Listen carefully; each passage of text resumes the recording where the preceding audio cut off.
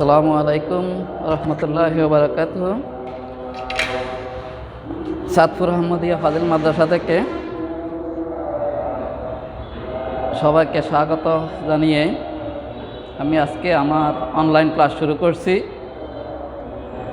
মোহাম্মদ আমিনুল ইসলাম, সহকারী শিক্ষক, গণিত। আজ আমি উপস্থিত হয়েছি দাখিল দশম শ্রেণীর গণিত বিষয়ের জ্যামিতির বৃত্ত সম্পর্কিত আলোচনা নিয়ে। আজকে আমার এই সম্পর্কে দ্বিতীয় ক্লাস। গত ক্লাসে সুপ্রিয় শিক্ষার্থীবৃন্দু, গত ক্লাসে বৃত্ত সম্পর্কে আমি তোমাদেরকে যে ধারণাগুলো দিয়েছি, আশা করি তোমরা এগুলো শিখে নিয়েছ। আজকে বৃত্ত সম্পর্কে বৃত্তের উপপাদ্য নিয়ে আলোচনা করব। তো আলোচনার পূর্বে আরও কিছু সমস্যা আমাদের জানা দরকার, যাতে করে আমরা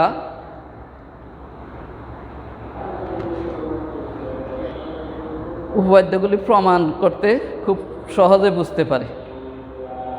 তো সর্বপ্রথম আমরা শিখব বৃত্তচাপ। বৃত্তচাপটা কি? বৃত্তচাপটা, আমি যদি একটা বৃত্ত আঁকি,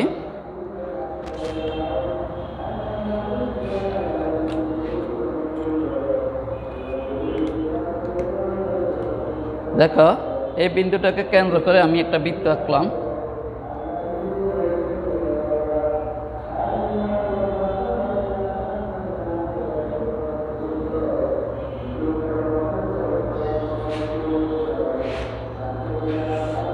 বলছে বৃত্তের যে কোনো দুইটি বিন্দুর মধ্যে পারস্পরিক অংশকে আমরা চাপ বলবো। তো আমি এখানে এটার উপরে আমি দুইটা বিন্দু দিলাম, এই একটা বিন্দু দিলাম, এই একটা বিন্দু দিলাম। এই বিন্দুটার নাম দিলাম এ আর এই বিন্দুটার নাম দিলাম বি।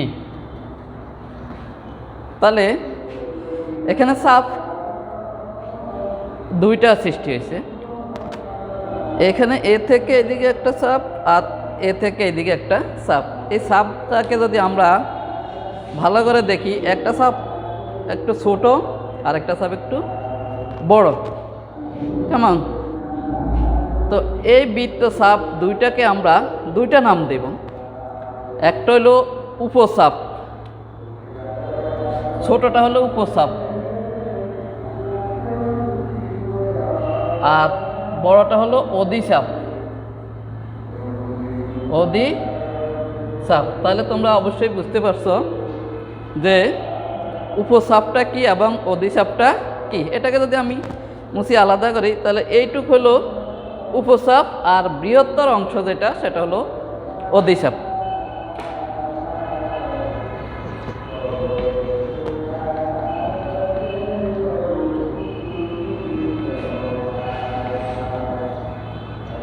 আমরা আরও যে জিনিসগুলি জানতে হবে,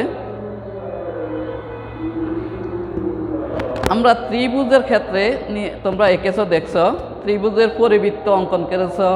ত্রিভুজের 6 ধরনের ত্রিভুজ আমরা দেখছি, বাহুভেদে 3 ধরনের, কোণভেদে 3 ধরনের ত্রিভুজ। কিন্তু প্রতিটারই পরিবৃত্ত অঙ্কন করা যায়, বাট সকল চতুর্ভুজের পরিবৃত্ত অঙ্কন করা যায় না। তবে হ্যাঁ, যেই চতুর্ভুজটার পরিবৃত্ত অঙ্কন করা যাবে, সেই চতুর্ভুজটা আমরা এটার ভিতরে একটা বৃত্ত চতুর্ভুজ অঙ্কন করলাম, তাহলে তার তো এর মধ্যে আবার একটা সম্পর্ক আছে, বৃত্তস্থ। এই চতুর্ভুজটা এখন বৃত্তস্থ হয়েছে। বৃত্তস্থ চতুর্ভুজের দুই বিপরীত কোণের সমষ্টি হবে, আমরা এটাকে দিই সিডি দিলাম। দুই বিপরীত কোণের সমষ্টি 180 ডিগ্রি হবে, অর্থাৎ এ কোণ আর সি কোণ, এটা হলো 180 ডিগ্রি, দুই সমকোণের সমান। অনুরূপভাবে বি কোণ প্লাস সি কোণ, এটা হলো 180 ডিগ্রি। এটা বহু নির্বাচনের ক্ষেত্রে এই ধরনের সমস্যা আসতে পারে, সেই জন্য এটা আমাদের অবশ্যই জানা থাকতে হবে এ সম্পর্কিত উপপাদ্য আমরা প্রমাণ করব এই ক্লাসে ইনশাআল্লাহ পরবর্তীতে। তো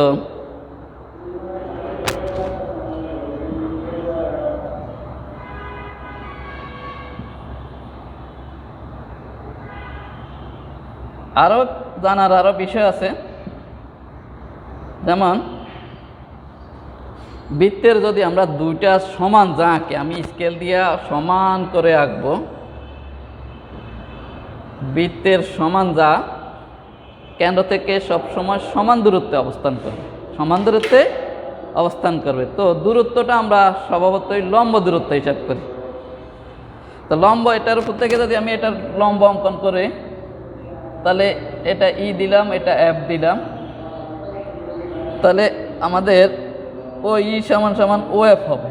ও ই সমান সমান আমাদের এখানে যদিও না দেখা যায়, কিন্তু যদি তোমার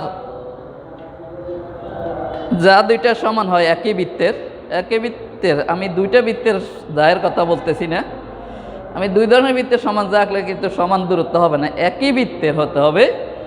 একই বৃত্তের যদি আমি দুইটা সমান যা আঁকি, সেটা যা তাকে এই কেন্দ্র থেকে সমান দূরত্বে অবস্থান করবে। আর যেহেতু আমরা লম্ব দূরত্ব নির্ণয় করেছি, যেহেতু আমরা কি নির্ণয় করতেছি, এখানে লম্ব দূরত্ব দিয়েই হিসাব নিকাশ করা হয়। তো লম্ব দূরত্ব বৃত্তের মধ্যে কোনো জায়ের উপর অঙ্কিত লম্ব যাকে সমদ্বিখণ্ডিত করে, যেমন এটা আমি এখানে এ বি দিলাম, তাহলে এ বি এর উপর লম্বটা হলো ওই, তাহলে ওই লম্ব এ বি, তাহলে আমার এইটা হবে হাফ অফ এ বির সমান, হাফ অফ এ বির সমান। আচ্ছা, এগুলি আমরা আস্তে আস্তে প্রমাণ করব। তো আজকে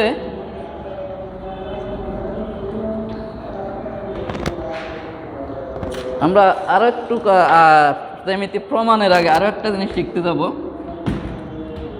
সেটা হচ্ছে কোণ কর্তৃক খণ্ডিত চাপ। কোণ কর্তৃক খণ্ডিত চাপ, কোণ কর্তৃক খণ্ডিত চাপটা কি? দেখো, একটি কোণ, কোনো বৃত্তের একটি চাপ খণ্ডিত বা ছিন্ন করে বলা হয় যদি তিনটা শর্ত আছে। প্রথম শর্ত হলো চাপটি প্রত্যেক প্রান্তবিন্দু কোণটির বাহুতে অবস্থিত হয়। চাপটির প্রত্যেক প্রান্তবিন্দু, বৃত্তটি, ভুল লিখছি আমি এখানে,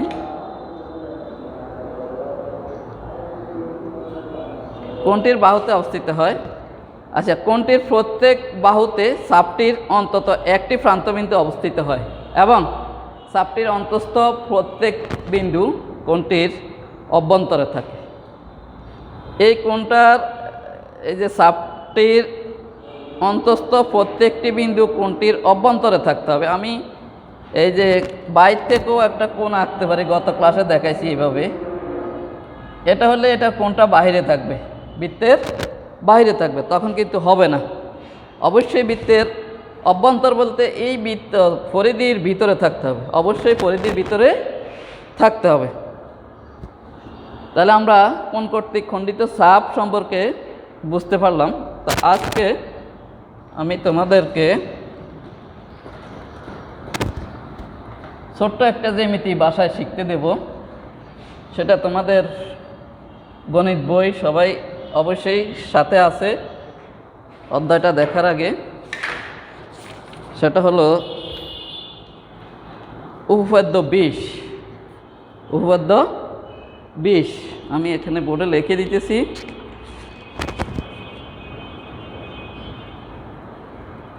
উপপাদ্য হলো 20। আমাদের সমস্যাটা হলো বৃত্তের একই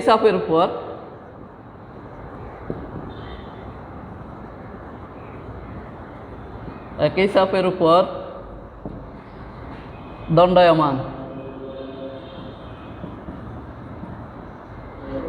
দণ্ডায়মান কেন্দ্রস্থ কোণ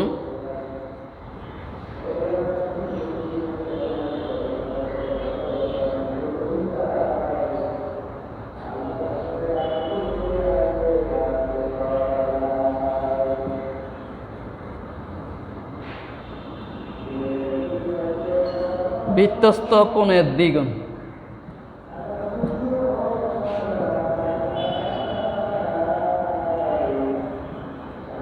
দ্বিগুণ এটা আমাদের প্রমাণ করতে হবে, এটা আমাদের প্রমাণ করতে হবে। তো এইখানে এই সমস্যা দেখাতে আমি তোমাদেরকে দুইটা জিনিস বলতে ভুলে গেছি। সেই দুইটা জিনিস এখানে এসে গেছে, সেটা হলো বৃত্তস্থ কোণ আর হলো কেন্দ্রস্থ কোণ। একটা বৃত্তের দুটি যা যদি পরিধির কোনো বিন্দুতে ছেদ করে তাহলে সেটা হলো এই চাপটা, সেটা হলো এই যা দুইটা এখানে আছে এটা হলো বৃত্তস্থ কোণ। আর এই কোণটার যদি কোনো কেন্দ্রে মিলিত হয় সেটা হলো কেন্দ্রস্থ কোণ।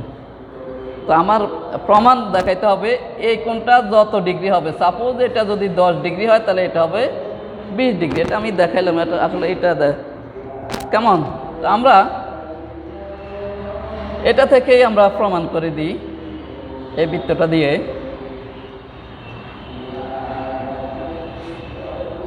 তো দেখো বিশেষ নির্বাচনে আমরা একটা বৃত্ত নিলাম ও কেন্দ্র বিশিষ্ট, আর দুইটা চাপ নিলাম এ বি, দুইটা চাপ।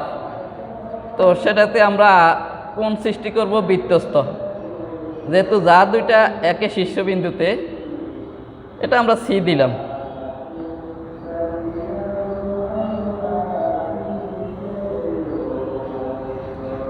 কেমন। আর এটা ও এটা সৃষ্টি করলাম কেন্দ্রস্থ কোণ।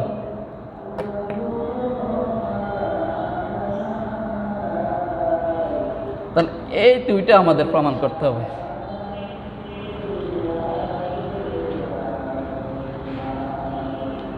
এ ও বি এটা হলো আমার কি কোণ, বৃত্তস্থ কোণ। আর হইল এ সি বি এটা হইল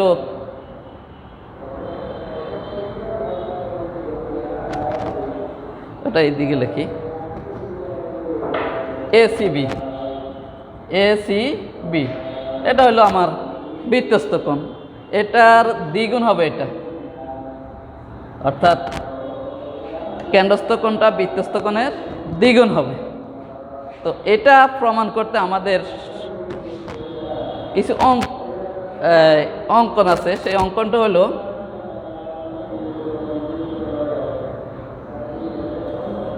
আমরা এটা দিয়ে দিলাম, এটা একটা ও সি যোগ করে ডি পর্যন্ত বর্ধিত করলাম, এইটুকু আমাদের অঙ্কন। এখন দেখো এখানে দুইটা ত্রিভুজ সৃষ্টি হয়েছে। কয়টা ত্রিভুজ? দুইটা ত্রিভুজ। আমরা এর আগের ক্লাসে আমরা বৃত্তটা তোমাদেরকে দেখিয়েছিলাম। এটা মনে করো একটা বৃত্ত। এখন এখানে আমি 60টা ভাঙা দেওয়াতে এটার ধারটা যদি আমি ধরি ব্যাসার্ধ, তাহলে এখানে 60টা ব্যাসার্ধ সৃষ্টি হয়েছে। তো এই সাইডটা কিন্তু একই বৃত্তের, এই সাইডটা কিন্তু একই বৃত্তের। তো একই বৃত্তের যত হাজার যত ব্যাসার্ধ আছে সবগুলি কিন্তু সমান, সবগুলি কিন্তু সমান। এখানে আমাদের এই বৃত্ত প্রমাণ করতে হলে আমাদের আরেকটু পূর্ব জ্ঞান এখানে প্রয়োগ করতে হবে। সেটা হলো ত্রিভুজ সর্বসম হওয়ার শর্ত। আমরা নিচের ক্লাসগুলিতে এটা শিখেছি, সেই জিনিসটাই এখানে প্রমাণ হবে। তো সরি, কোণ সমান হওয়ার একটা কোণ। এখানে দেখো আমরা এ ও সি এই ত্রিভুজটা,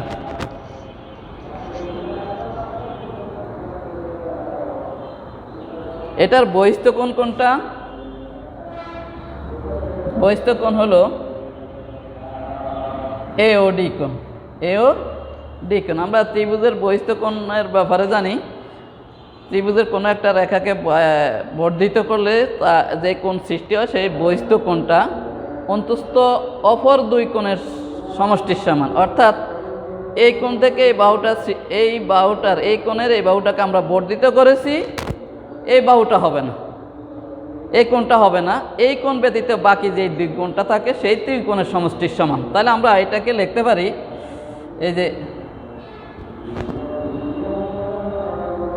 এটা হলো বহিস্থ কোণ, সরি এটা হলো বহিস্থ কোণ। এখন আমরা এই বহিস্থ কোণটা এ ও ডি কোণটা আমরা লিখতে পারি অন্তস্থ অপর দুই কোণ, একটার নাম হলো ও এ সি কোণ প্লাস ও সি এ কোণ। এই দুই কোণের সমান, এই দুই কোণের সমষ্টির সমান। এখন দেখো এই ত্রিভুজটায় তিনটা বাহু, তিনটা বাহু কি কি? ও এ ও সি আর হলো এসি। দুইটা বাহু সমান।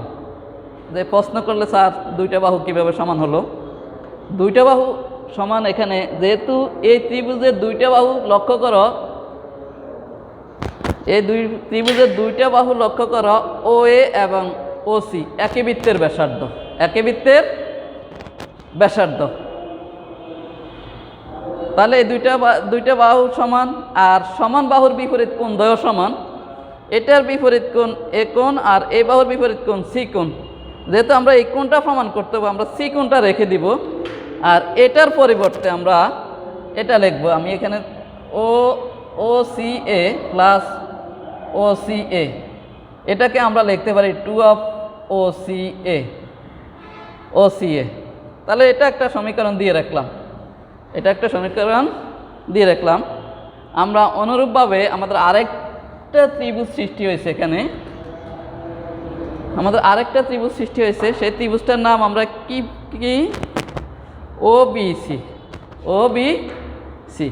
তাহলে ও বি সি ত্রিভুজের বহিস্থ কোণ কোনটা? বহিস্থ কোণ হলো বিও বিওডি, বিওডি। তাহলে এখানেও আমরা অনুরূপভাবে লিখতে পারি কি আগের মতোই।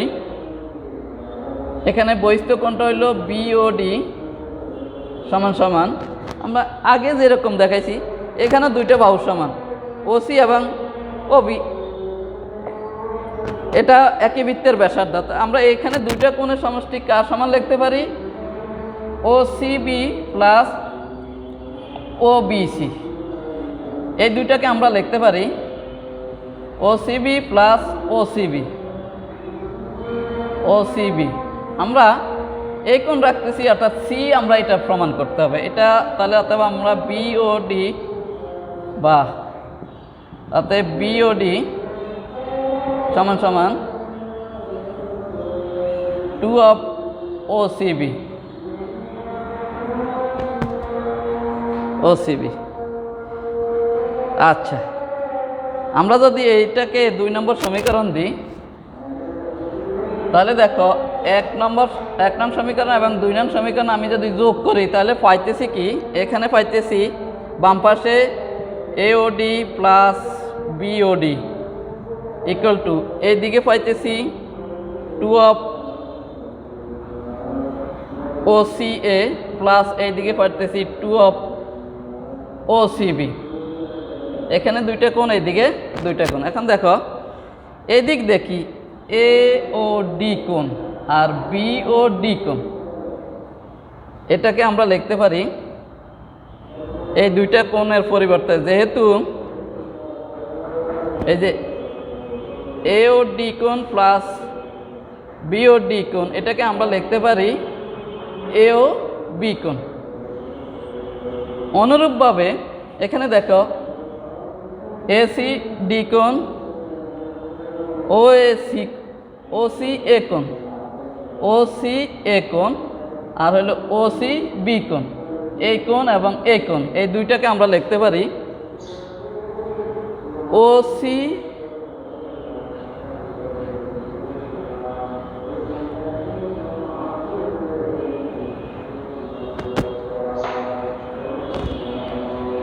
বা এও ডি কোণ প্লাস বিও ডি কোণ ইকুয়াল টু 2 যদি কমন নিই ও সি এ কোণ প্লাস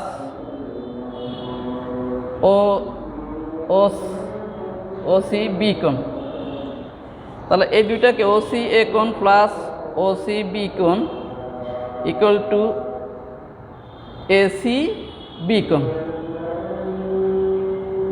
এসি বি কোণ। তো এই মানটা যদি আমরা এখানে বসাই দিই তাহলে অতএব আমরা লিখতে পারি এটাকে এ ও বি কোণ equal to 2 of AC B কোণ। তাহলে এসি বি কোণটা হলো বৃত্তস্থ কোণ আর এ ও ডি কোণ হলো কেন্দ্রস্থ কোণ। এ ও বি কোণটা হলো এ ও বি কোণটা হলো কেন্দ্রস্থ কোণ, এ ও বিটা হলো কেন্দ্রস্থ কোণ আর এসি বি কোণটা হলো বৃত্তস্থ কোণ। তাহলে এখানে প্রমাণিত হলো যে কেন্দ্রস্থ কোণের দ্বিগুণ হলো বৃত্তস্থ কোণ। তবে পরীক্ষায় একটু ঘুরিয়ে দিতে পারে, যদি বলে যে প্রমাণ করা যে বৃত্তস্থ কোণ কেন্দ্রস্থ কোণের অর্ধেক, বৃত্তস্থ কোণ কেন্দ্রস্থ কোণের অর্ধেক। তোমার প্রমাণ এখানে যা আছে তাই, আর কোনো বেশ কম নাই। শুধু পরে তুমি এটাকে এদিকে নিয়ে আসবা, এটাকে এদিকে নিয়ে আসো। 2 অফ এসি বি কোণ equal to A O B কোণ। কেমন? তাহলে এটা 2 যদি আমি বাম পক্ষ থেকে ডান পক্ষে নিয়ে যাই তাহলে এটা হাফ হবে, বিপরীত, half of A O B কোণ। আশা করি বুঝতে পারছো। সঙ্গে থাকবা, সবাই সুস্থ থাকবা, বাসায় থাকবা, নিয়মিত বই পড়বা। তোমাদের যে সংক্ষিপ্ত সিলেবাস দেওয়া হয়েছে শুধুমাত্র জ্যামিতির একটা অধ্যায় দেওয়া হয়েছে, সেটা হলো বৃত্ত। এটা অনেক বিশাল ব্যাপার। এখান থেকেই তোমার 3টা প্রশ্ন আসবে, তুমি 2টা প্রশ্ন অবশ্যই আনসার করতে হবে, আর বহু নির্বাচনী তো আছেই। তো সুতরাং ম্যানুয়ালি যখন ক্লাস খুলবে, হয়তো তুমি এখানে ক্লাসের সংখ্যা উল্লেখ আছে, এই সংখ্যার ভিতরে তুমি কমপ্লিট করতে পারবে না। এই জন্য আমরা আমাদের মাদ্রাসা থেকে অনলাইনে তোমাদের এই বন্ধকালীন তোমরা যেন প্রস্তুতিটা এগিয়ে নিতে পারো সেই ব্যবস্থা রেখেছি। তোমরা আশা করি এই সুযোগটাকে যথাযথভাবে কাজে লাগাবে। সবাই সুস্থ থাকো এই কামনায় আজকের ক্লাস এখানে শেষ করলাম। ধন্যবাদ। আসসালামু আলাইকুম ওয়া রাহমাতুল্লাহ।